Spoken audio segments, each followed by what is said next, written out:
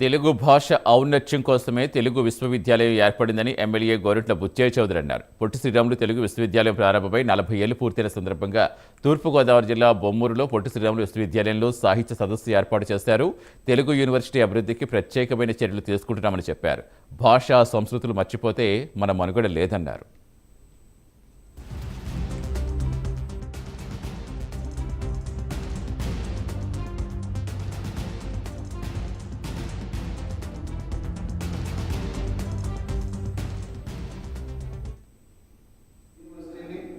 మధ్యలో కొంత రాష్ట్ర విభజన వల్ల కొంత దెబ్బతింది.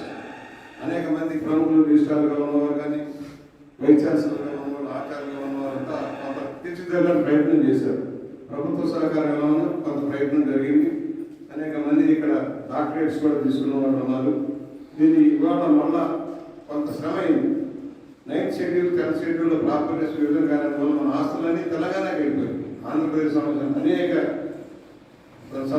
అనేక ప్రాజెక్టులకు సంబంధించి తెలంగాణకి వెళ్ళిపోయిన విలువైన ఆస్తులని ఇవాళ కూడా షెడ్యూల్ రాలే.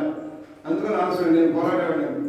గత 14 మంది కూడా ఇది అప్డేట్గా మనం క్లారిటీ ఇవ్వాలంటే అందులో తేలుతుంది కదా, తేలిపోతే మనకు ఆస్తులు వస్తాయి కదా అనేవాడు. కానీ ఇప్పటికైనా ఒక నిర్ణయం తీసుకుని మన శాసనసభ సమావేశాలు కొంచెం పట్టుబట్టిన తర్వాత మళ్ళా తెలుగు విశ్వవిద్యాలయం